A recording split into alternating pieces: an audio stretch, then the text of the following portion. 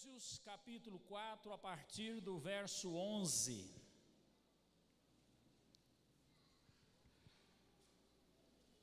E ele designou uns como apóstolos, outros como profetas, outros como evangelistas, e ainda outros como pastores e mestres. Quem é ele que fez isso aqui? O Senhor Deus, amém? Ele designou uns para apóstolos, outros para profetas, outros como evangelistas e outros para pastores e mestres, tendo em vista o aperfeiçoamento dos santos. Quem aqui é santo, diga glória a Deus. Se alguém não falou porque não se sente digno de se dizer santo, eu tenho uma boa notícia: você também é santo, porque a palavra santo, na língua original da Bíblia, significa aquele que é separado para Deus. Quem aqui é separado para Deus?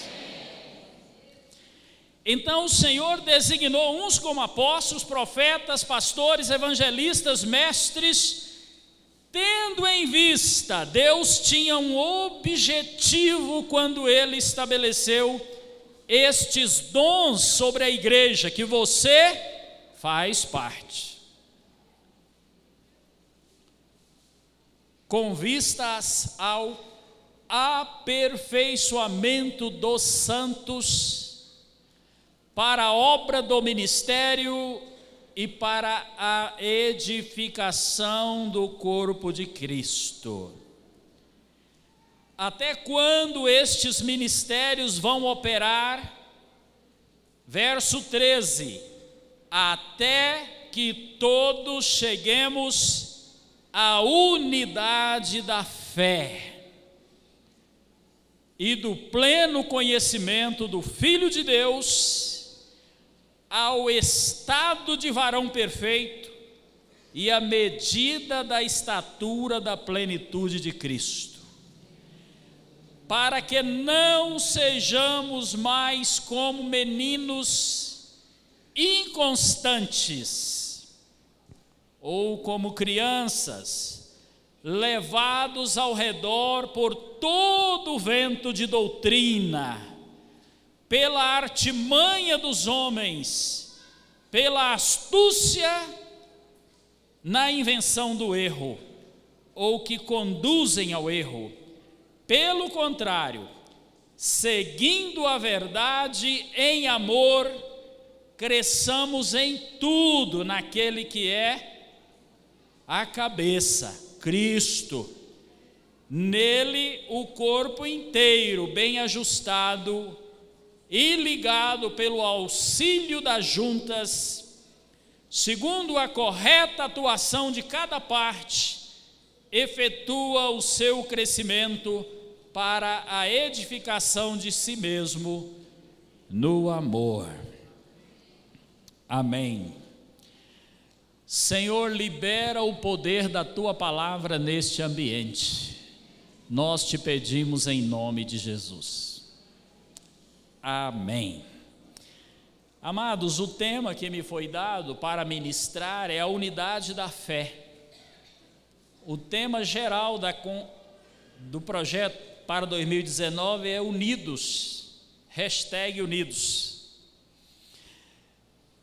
E a palavra fé, ela tem dois sentidos principais na Bíblia. O primeiro é aquilo que se refere à pessoa que crê que Deus existe e que se torna galardoador daqueles que o buscam.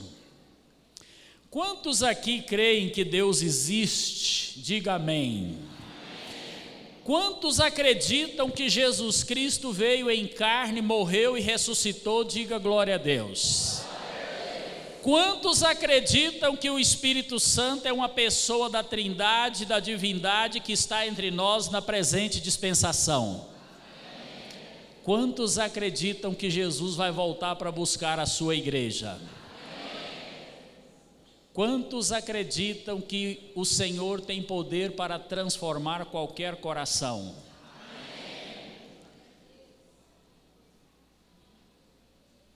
Então, nós já estamos unidos nesse tipo de fé.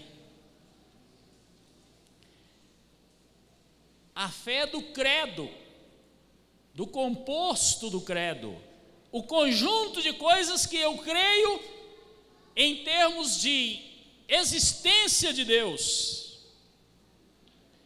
Então, a Bíblia fala que esta fé é muito boa, mas ela não resolve, porque diz a palavra de Deus, até o diabo crê que estremece, mas não obedece.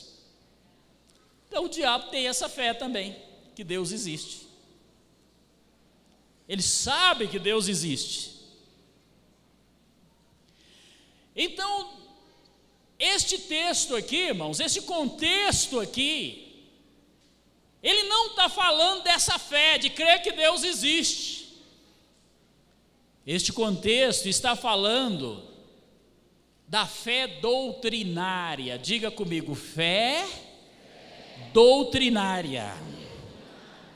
Então, quando o apóstolo Paulo escreve aos Efésios dizendo, até que cheguemos à unidade da fé, ele está dizendo, até que todos possamos ter convicção forte dos ensinos genuínos, da doutrina genuína de Jesus Cristo, e não abrir mão dessa doutrina por nada.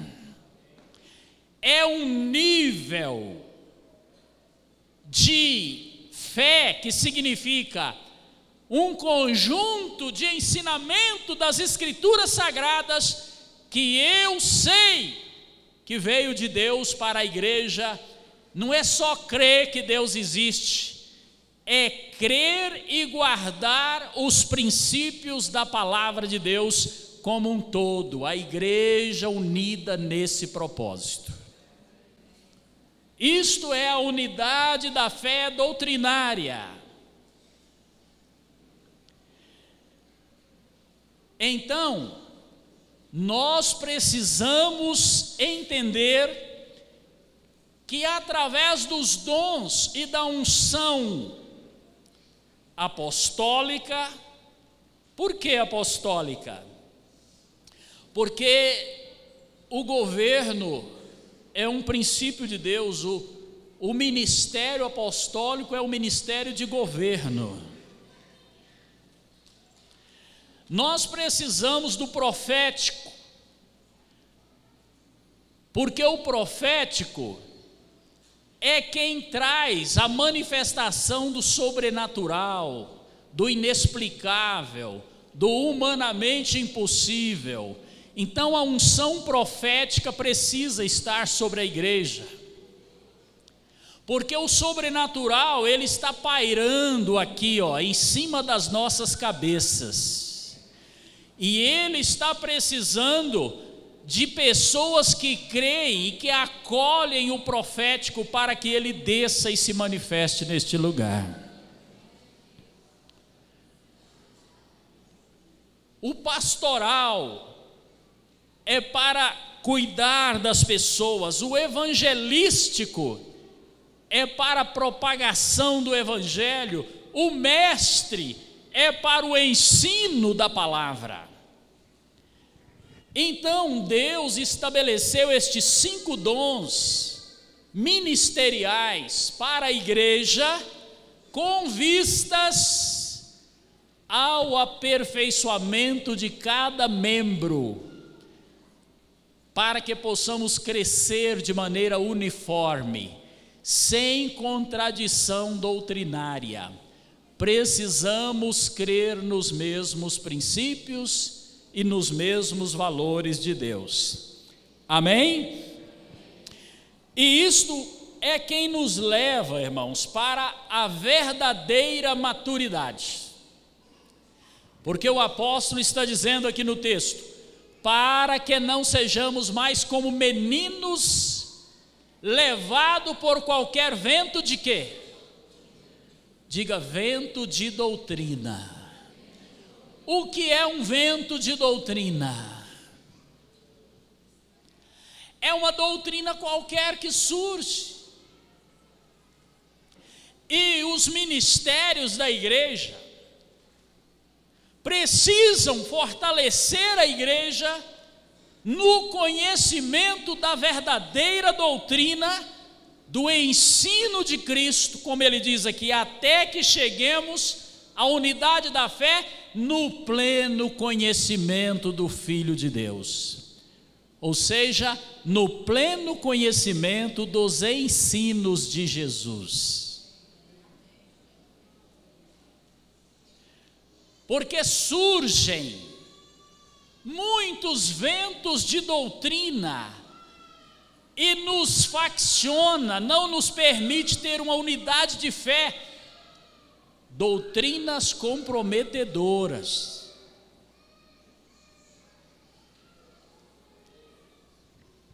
Um tempo atrás, um moço lá da minha igreja estava me falando: pastor, eu estava lá na porta da minha casa, apareceu 2 mormons. E eles disseram que a gente queria entrar e conversar com você um pouquinho sobre o novo evangelho. Aí ele falou: tudo bem, pode entrar. Aí eles falaram: olha, nós estamos falando do evangelho para as Américas, que foi dado a Joseph Smith, o profeta da presente época.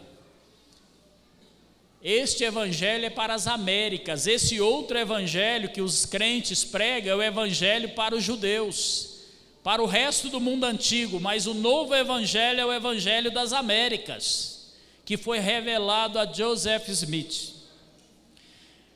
Aí ele disse: olha, mas eu não estou entendendo não, porque a Bíblia diz que Deus amou o mundo de tal maneira que deu seu Filho unigênito para que todo aquele que nele crê não pereça, mas tenha a vida eterna.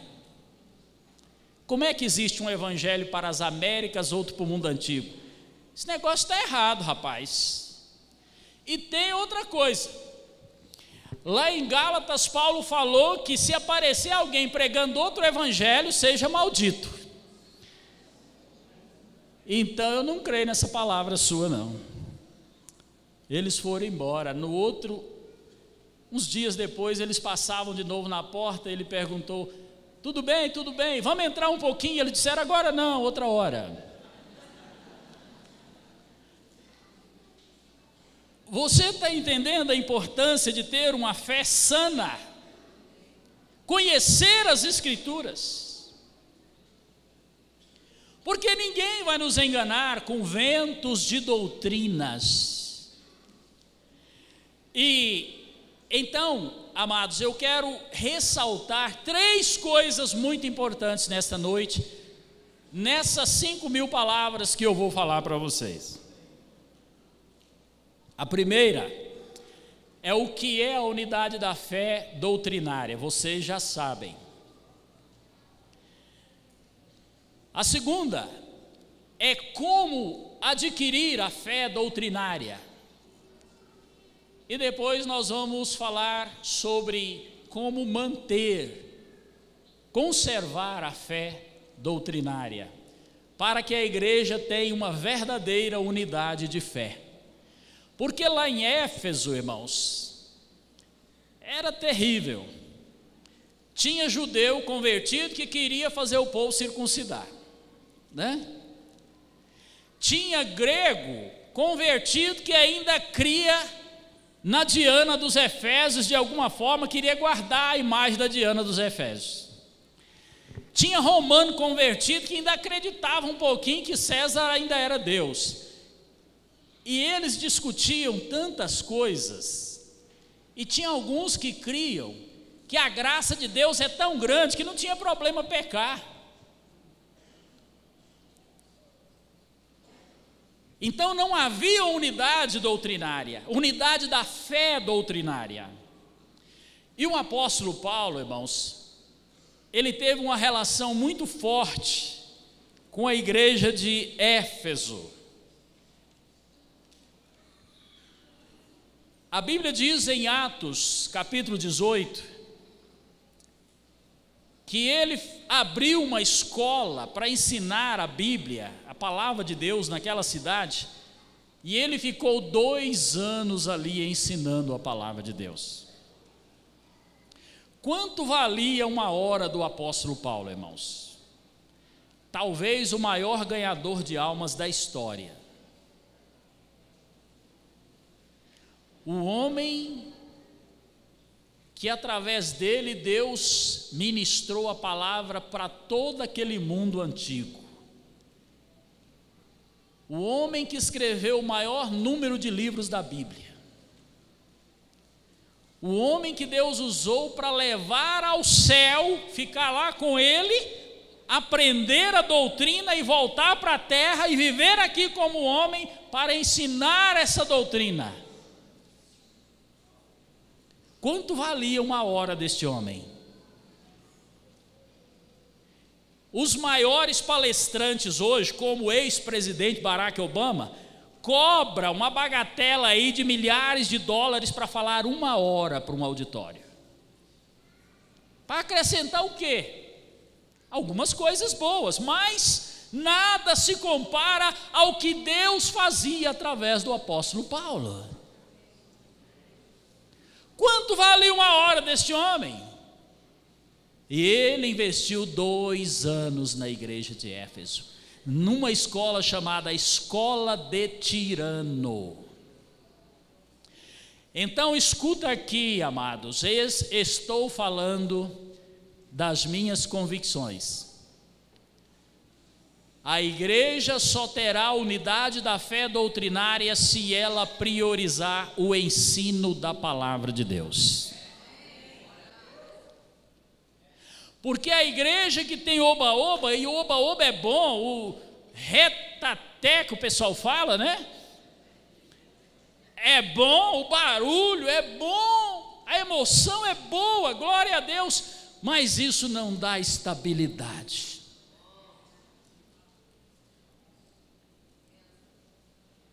É impressionante como a gente vê pessoas que a gente até põe apelido dele de glória, né? Esse aqui é o glória.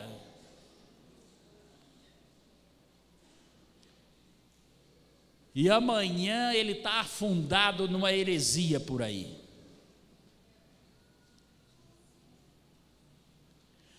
Porque não adquiriu o conhecimento. Então, como nós adquirimos a fé doutrinária, a unidade na fé doutrinária? É investir no conhecimento da palavra de Deus, é priorizar o conhecimento. O apóstolo Paulo, além desses 2 anos que ele ficou ensinando na igreja de Éfeso, irmãos, no capítulo 19 ele se despede da igreja. E no capítulo 19 ele diz para aquela igreja: o Espírito Santo testifica que eu nunca mais vou ver o rosto de vocês, a não ser na glória, né? E quando ele falou essa palavra, todo mundo daquela igreja queria abraçar e beijar Paulo, porque eles o amavam tanto. E depois desses 2 anos, irmãos, ele ainda ficou mais 1 ano. Então a soma do tempo que ele investiu em Éfeso foram 3 anos. E lá nessa despedida ele fala: 3 anos eu fiquei no meio de vocês e eu não deixei de vos ensinar a palavra de Deus, seja de casa em casa ou seja em público. A tônica do Paulo era ensinar a doutrina de Cristo. É nos pedido que as ministrações da semana Shekinah envolvam o aspecto do discipulado. E discipulado, irmãos, tem que ter a meta de ensinar. Eu não estou a ver, como diz o bom português, Um crente de 40 anos igual eu, estou fazendo daqui uma semana 42 anos de crente. O meu discipulador reuniu comigo toda semana para falar: você está lendo a Bíblia? Você está bem com a sua esposa? Você está conseguindo dar o dízimo? Você está... Dou conta não.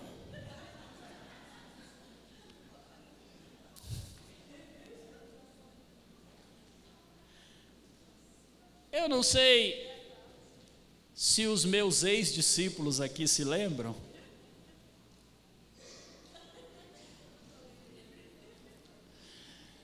Mas nós tínhamos toda terça, não era?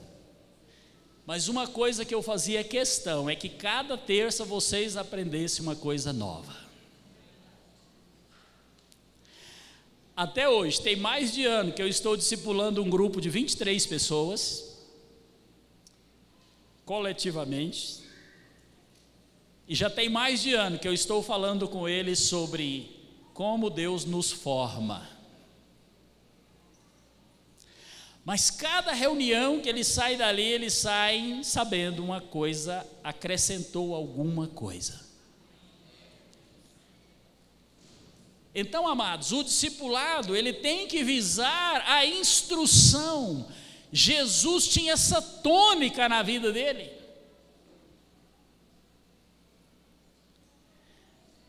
Quando o Lucas escreveu Atos, no comecinho de Atos, primeiro versículo, ele fala assim: escrevi o primeiro livro, ó Teófilo, porque ele tinha um amigo lá chamado Teófilo. E ele escreveu o Evangelho de Lucas, pensando que era para o Teófilo, mas é para o mundófilo todo, né? Incluindo eu e você. Aí depois ele escreveu o Atos, pensando que era para o Teófilo, mas é para todos nós. E ele diz: escrevi o primeiro livro, ó Teófilo, dando um relato do que Jesus não apenas fazia, mas também ensinava. Eu sou aficionado, apaixonado por ensino. Eu dificilmente prego sem parecer um ensino. Então, porque, irmãos, isso nunca lhe será tirado. Esta é a melhor parte. Isto nunca lhe será tirado. Então nós precisamos desenvolver o nosso nível. O escritor aos Hebreus, ele lamenta no capítulo 5: eu queria escrever coisas mais importantes, mais significativas para vocês, mas eu vou ter que ficar falando de coisinhas elementares, como oração de imposição de mãos, batismo, ressurreição dos mortos. Isso para eles lá era fichinha, né? Para nós já é teologia. Eles que queriam falar sobre a ordem sacerdotal de Cristo, que é superior à de Melquisedeque, mas os hebreus não entendiam. Tem muito crente, se você falar assim: quem foi Melquisedeque? Nunca ouvi essa palavra.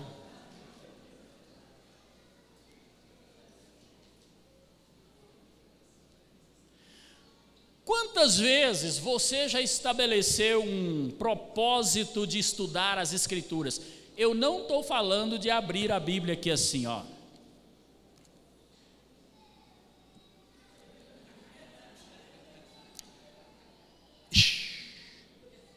Judas saindo foi enforcar. Não, Deus não está falando comigo, não. Vamos mudar de lugar aqui. O que pensa em fazer, faça-o depressa. Meu Deus do céu. Então nós não podemos, irmãos.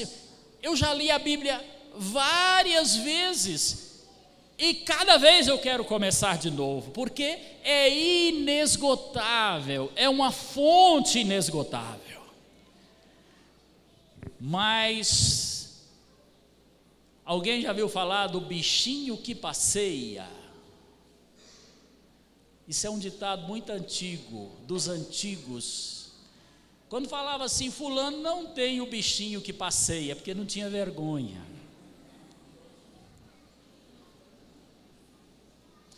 Para nossa vergonha, 90% dos crentes no mundo não tem 10 minutos de leitura bíblica por dia. É claro que eu não vou pedir para você levantar a mão, mas responde para você mesmo: quanto você investe para conhecer as Escrituras?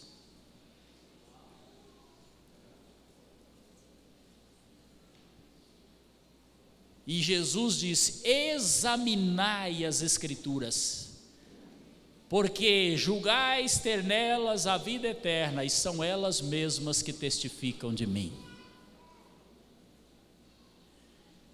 O profeta do Velho Testamento, Oséias, se eu não me engano, 4:6, fala: o meu povo está sendo destruído porque lhe falta o conhecimento. Sabe por que muito crente não é liberto? Porque não conhece a verdade. Conhecereis a verdade e a verdade vos libertará. Então, irmãos, a unidade da fé é pelo conhecimento. Então o crente precisa, eu estou falando da fé doutrinária, o crente precisa investir no conhecimento das Escrituras Sagradas. E eu quero te encorajar a decidir. 2019 vai ser o ano da minha vida em que eu mais vou estudar a Bíblia Sagrada. Quantos têm coragem de tomar essa decisão aqui hoje e mostrar sua mão para o anjo que está filmando? 2019 será o ano que você mais vai estudar a Bíblia. Levante a mão. 100%. Não esqueça disso. Você não pegou o controle de leitura bíblica aqui na semana Shekinah? Quantos irmãos? Começa, vai até no Gênesis e para.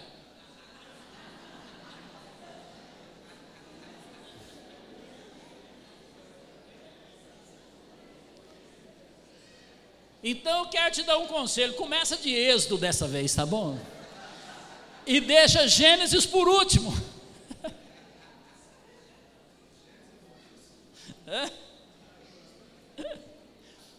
Então, amados, agora, decidir, irmãos, é o começo. Tomar a decisão no coração. Olha, ninguém te reconhecerá, irmãos, quando você é versado nas Escrituras Sagradas. Você muda seu nível em todos os aspectos da sua vida. Muda o nível do seu compromisso, muda o nível do seu encargo, muda o nível da sua visão espiritual, muda, você é transformado, porque a palavra de Deus, ela é impregnada na sua vida, e ela tem um poder transformador.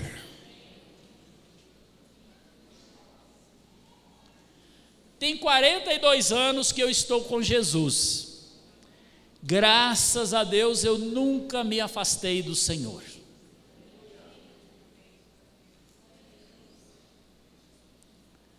O tempo mais duro foi os 10 anos de solteiro. É duro, não é? Mas o diabo não teve o gostinho de me ver nem masturbando nesses 10 anos. Para a glória de Deus.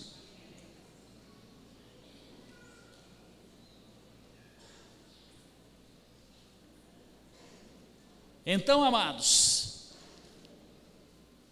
Jesus disse: errais por não conhecer as Escrituras e nem o poder de Deus. A primeira coisa, irmãos, o que é a unidade da fé doutrinária? É crermos todos na sã doutrina de Cristo. é não ter divergência de doutrina. Como adquirir? É pelo apostólico, pelo profético, pelo pastoral, pelo evangelístico e pelo mestre. O ensino.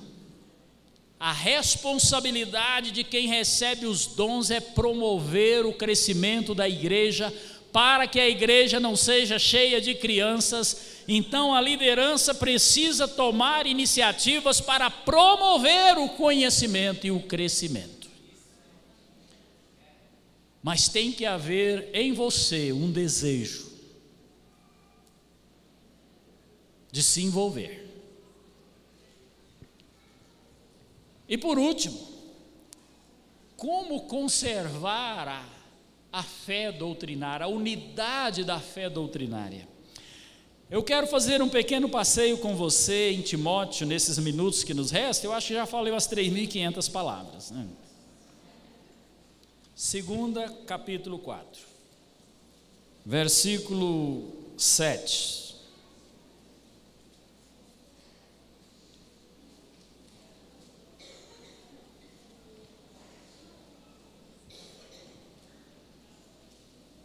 Combati o bom combate, completei a carreira e guardei a fé.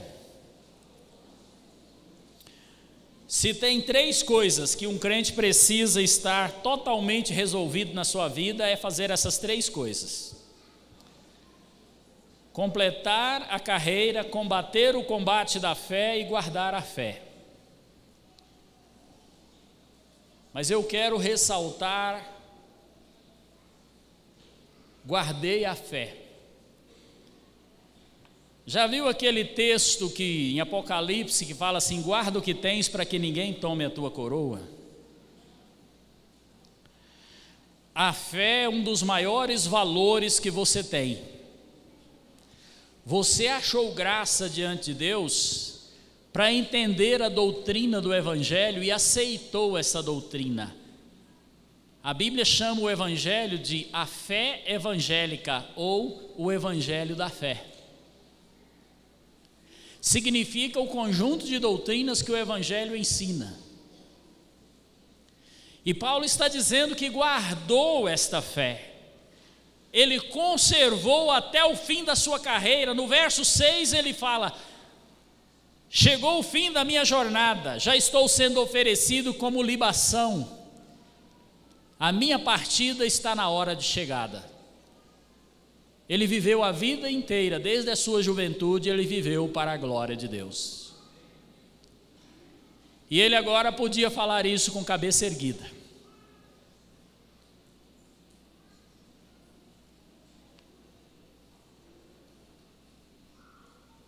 Infelizmente, muitos têm trocado a sua fé por coisas tão fúteis. E Paulo nos ensinou o segredo que o fez guardar a fé até o final. Abra sua Bíblia em 1 Timóteo 1,19. Volta no 1 Timóteo 1,19. Conservando a fé. Eu vou ler o 18, que é mais completo também, não? Dirijo essa orientação a ti, meu filho Timóteo, levando em consideração o que as profecias anunciaram a teu respeito. Com base nelas, trava o bom combate, conservando a fé e uma boa, o que está dizendo na sua Bíblia? Consciência. Pois alguns que rejeitaram a consciência naufragaram na fé. Vamos entender isso aqui, irmãos. Paulo está dizendo: meu filho Timóteo, em outras palavras, se você quiser guardar sua fé até o final, conserva uma boa consciência, porque muitos, não tendo conservado a boa consciência, naufragaram na fé. a sua consciência testifica no seu coração se você está fazendo coisas certas ou se você está fazendo coisas erradas. Não adianta. A consciência é um grande amigo que às vezes é ignorado. Mas se você não negociar os valores da consciência, porque a consciência é a voz do Espírito Santo dentro do seu espírito, e ela aprova ou reprova os seus atos, então não negocie com a sua consciência.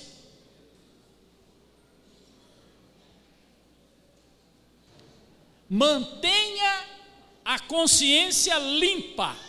Paulo diz em Atos dos Apóstolos, no capítulo 23, versículo 1, diante do tribunal, aquele mundo de gente acusando ele de tanta mentira, a resposta dele foi tão simples: tenho andado diante de Deus e diante dos homens com toda boa consciência. Quando alguém tem a consciência pesada por práticas reprováveis, qualquer acusação contra ele, qualquer seta do diabo contra ele, é como um míssil bater numa pulga. Imagina uma bomba de 1000 megatons bater em cima de uma mosca, é uma detonação total.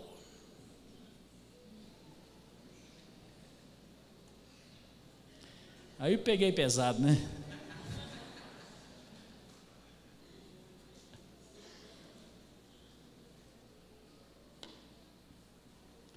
Levanta aí, Timóteo.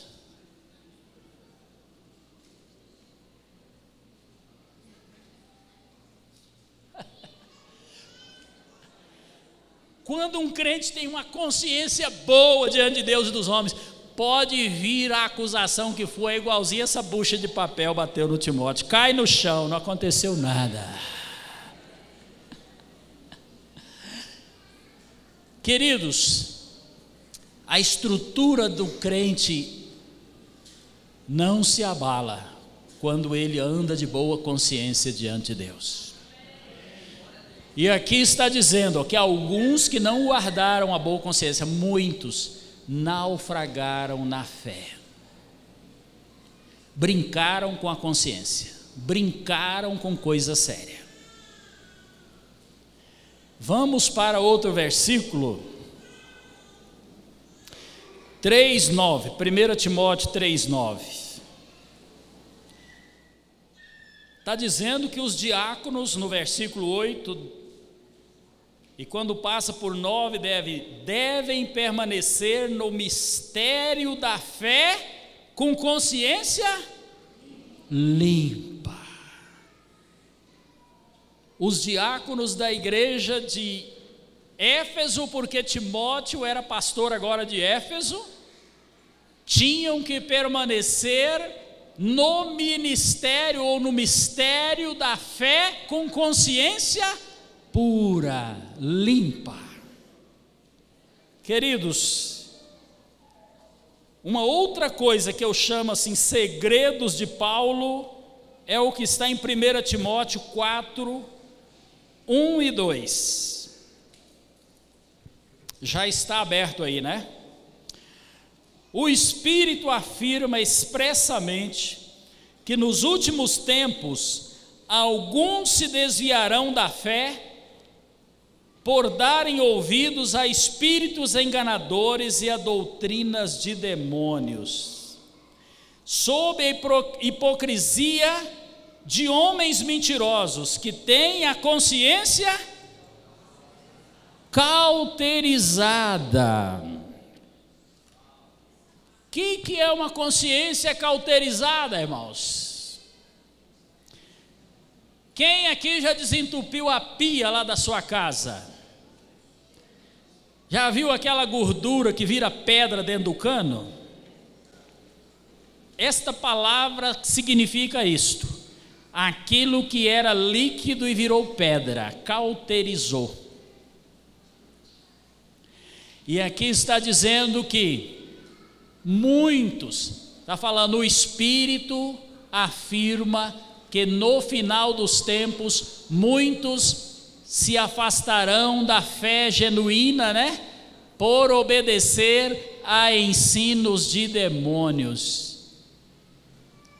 Porque eles têm a consciência cauterizada, brincaram com coisa séria. Quem aqui tem alarme em casa? Levanta a mão. Na empresa onde trabalha, aqui tem alarme, não tem, Timóteo?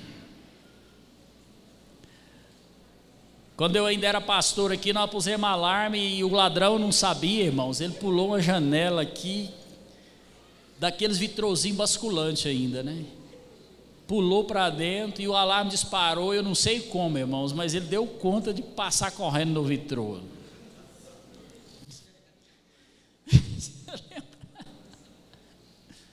Mas não levou nada, porque o alarme disparou. A consciência é um alarme, irmãos, que toca.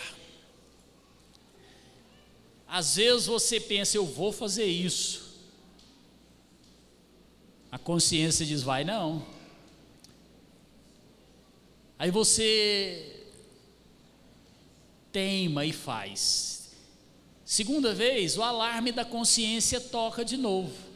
Terceira vez, toca de novo. Mas ele vai relaxando, irmão, vai até acabar a pilha.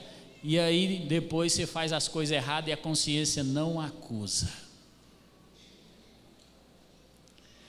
Às vezes você fica assustado, como pode? Essa pessoa cresceu dentro da igreja, foi instruído nos caminhos de Deus, e agora está nessa situação, envolvido com o erro, porque ele brincou com a consciência.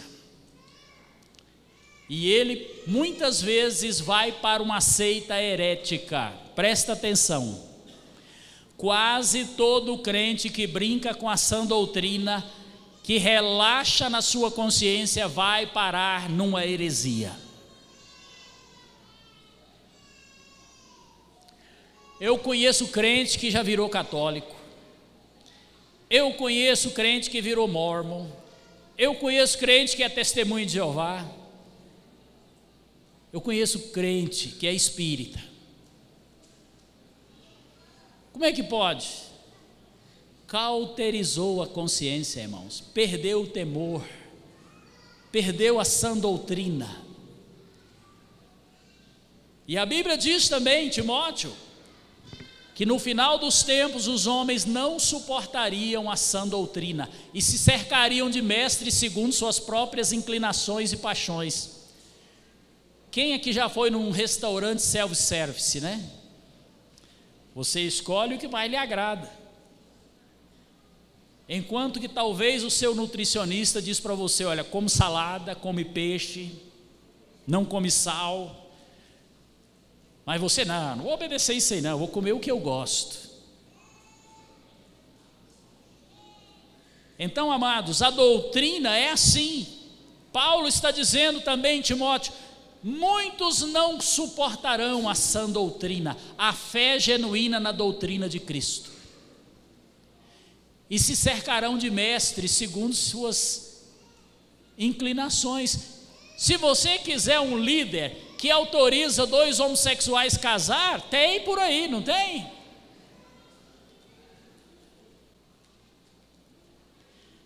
E se você quiser uma igreja que não tem problema beber bebida alcoólica, fumar, ser amaziado, não preocupar em regularizar a situação conjugal, tem, não tem?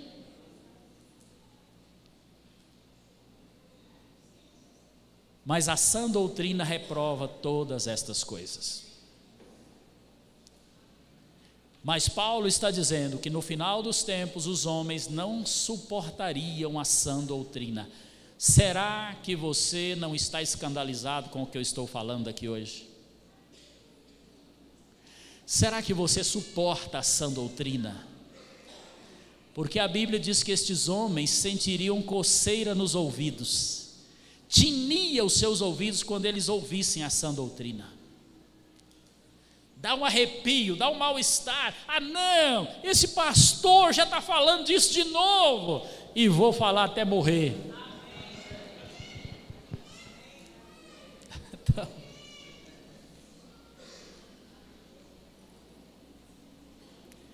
Então, amados, estes são os segredos de Paulo. E tem mais um, 1 Timóteo 6, 7, só para terminar a palavra, que já estou completando as 5.000 palavras, né?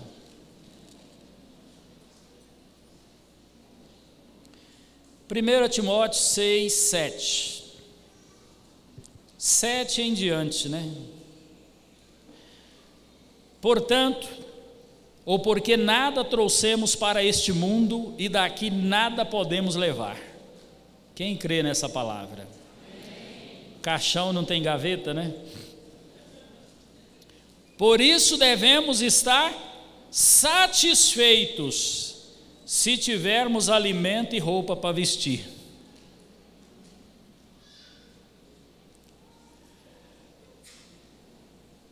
E ele diz ainda: mas os que querem ficar ricos, ou seja, que põem o coração no dinheiro, né? Caem em tentação, em armadilhas e em muitos desejos loucos e nocivos, que afunda os homens na ruína e na desgraça.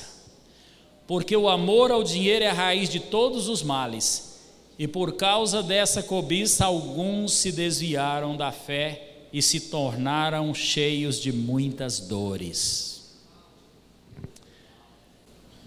É muito forte, né, irmãos? Então Paulo nos dá aqui alguns conselhos. Primeiro, manter uma boa consciência. Segundo, não dar ouvido a espíritos enganadores. E terceiro, não colocar o coração nas coisas materiais. Eu conheço muitos que viviam orando para prosperar na vida, para ter uma empresa de sucesso, para passar num concurso bom. E quando passou e quando conseguiu sucesso, irmãos, tempo atrás eu liguei para uma pessoa que parou de ir na igreja, ficou bem de situação, mas envolveu com muitos negócios, não consegue mais ter tempo para Deus. Aí ele me falou mesmo, irmãos, na taxa assim: olha, pastor, não fica insistindo comigo que eu não dou conta mais não, tá bom? Deixa eu quieto. Quantas vezes eu fui com aquele rapaz orar, na onde ele queria abrir uma empresa, onde ele queria... Falou mesmo assim, irmão: não dou conta mais não, pastor, deixa eu quieto.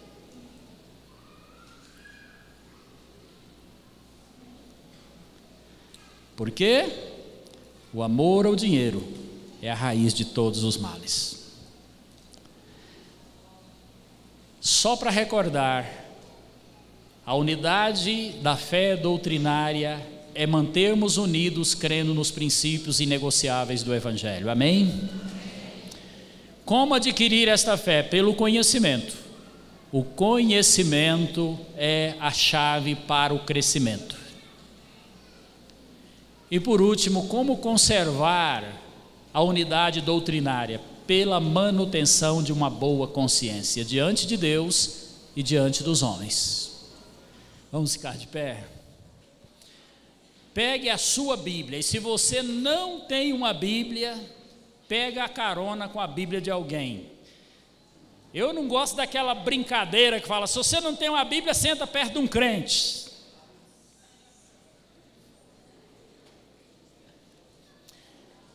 Também não gosto de falar para o irmão: vira para trás e fala para o seu irmão isso e isso, porque o de trás vira para trás e o de trás vira para trás, fica todo mundo.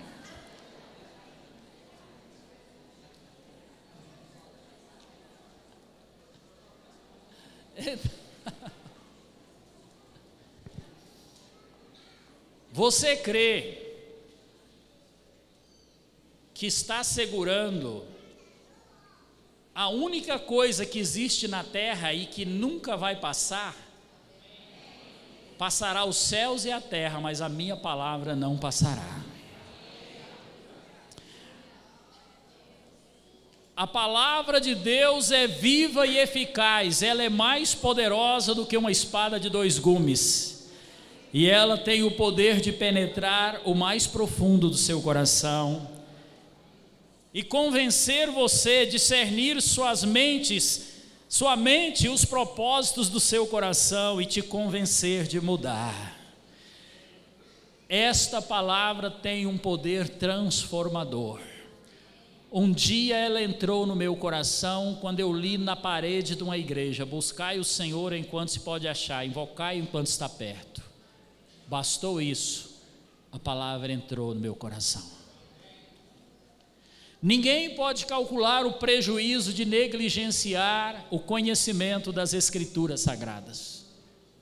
Você precisa buscar conhecimento, investir no conhecimento.